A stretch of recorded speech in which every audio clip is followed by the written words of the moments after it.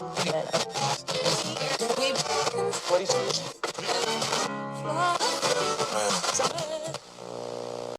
checked. Checked. Red light on. Red light on. Prepare for ignition. Preparing. Last course adjustments. Course adjustments in line. Launching in 3, 2, 1. We have liftoff.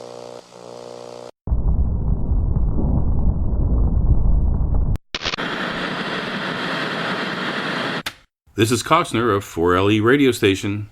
We've just got reports coming in about an explosion near the warehouse between Selleck and Celine's. Eyewitness reports say that there was nothing out of the ordinary, quote unquote, but I'm inclined to believe otherwise. After all, stranger things have happened. I will keep you informed, dear audience. This is Costner of 4LE radio, signing off.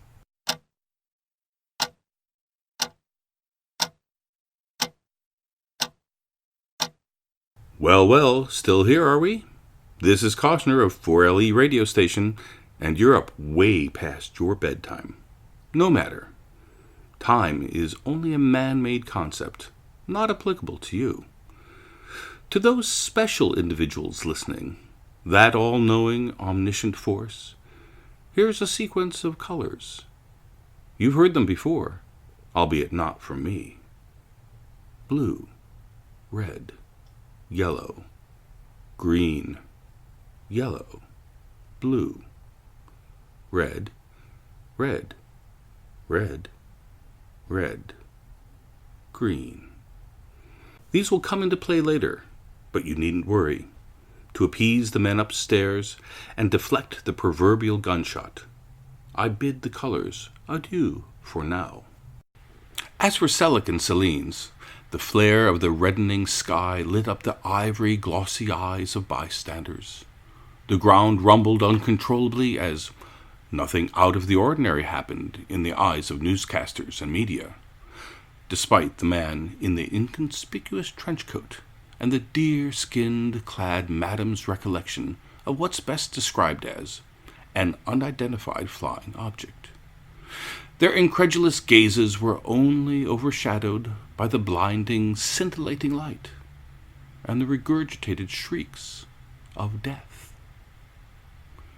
As the media denied it, the silhouettes of social media did not, and she held a microphone and spoke in front of a tripod. News travels quickly in these parts and must be recorded in case of any sudden disappearances. I was minding my own business, keeping my feet aligned so as not to touch any of the cracks on the cobbled ground, placing each one perpendicular to the other in my own stride, when I heard it.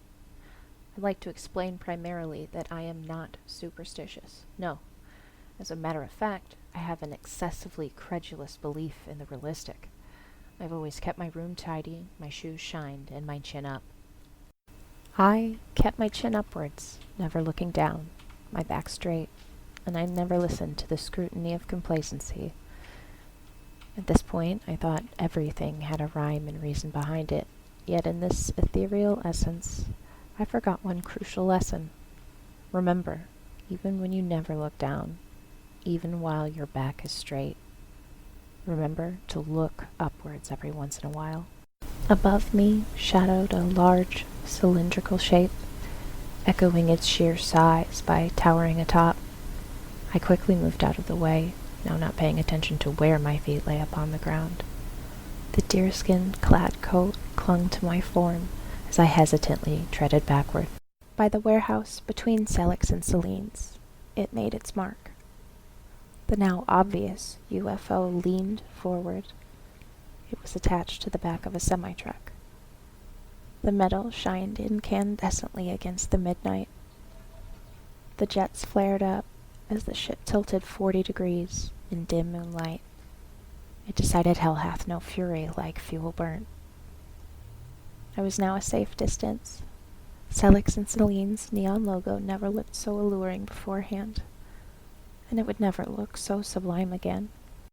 As I stood tall, straight and forward, I had no choice but to look away, as the sky became a sightless hue of fiery auburn, tantalizing yellow, and the antonym being obsidian black. As the gentle apex of that slightly chipped full moon rises, we continue. What happened at Selleck and Slean's was no accident, I assure you. There is an established order around here, and this does not fit our status quo. This is Costner of 4LE Radio Station. And now, for a little night music.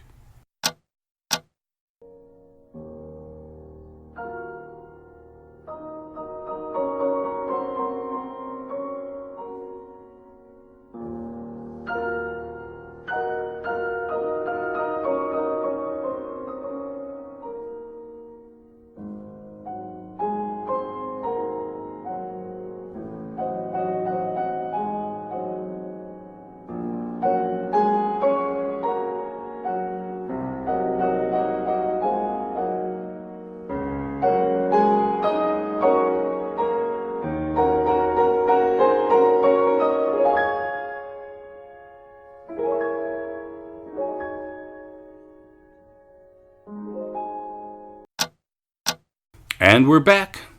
I would like to remind you that 4LE Radio Station is having its annual fun run. And although there is nothing fun about it, it helps me ensure my paycheck to tell the masses. As the deer-skinned clad madam granted us her eyes, optical and elusive, we tenderly misplaced the man in the inconspicuous trench coat.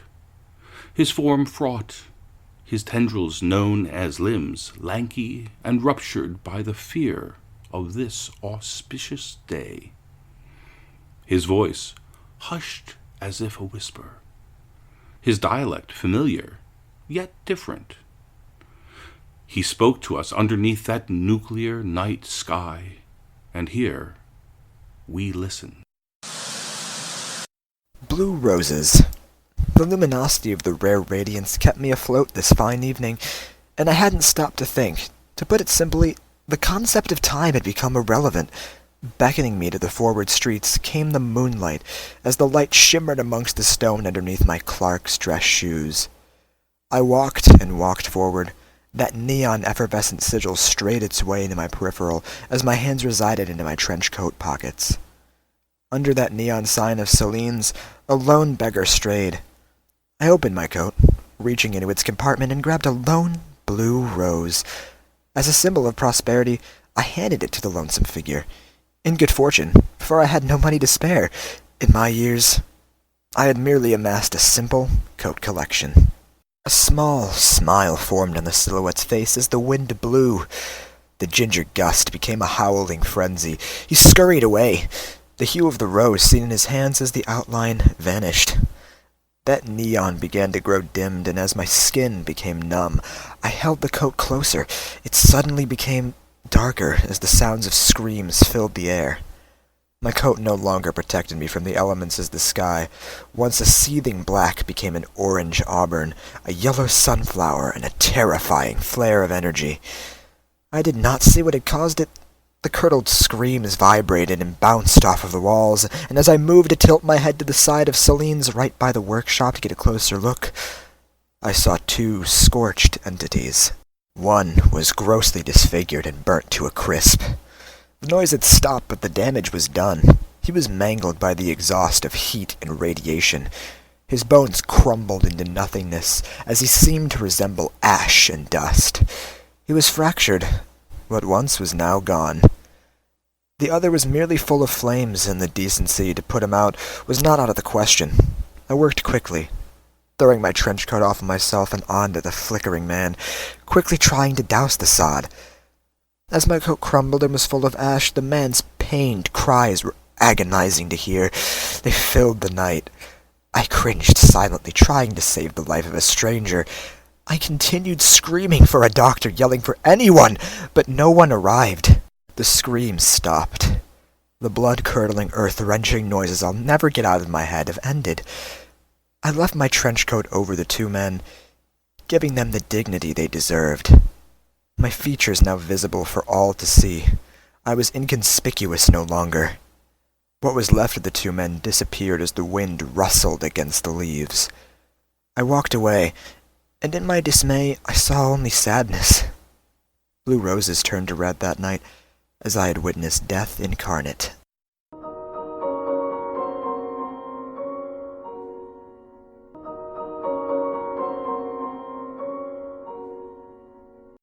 And now a message from our sponsor.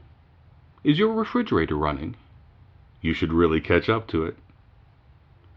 The Omnipresence has asked me to repeat this sequence to you. Blue, red, yellow, green, yellow, blue, red, red, red, red, green. And are those screams I hear? This has been Costner, and you're listening to 4LE Radio Station.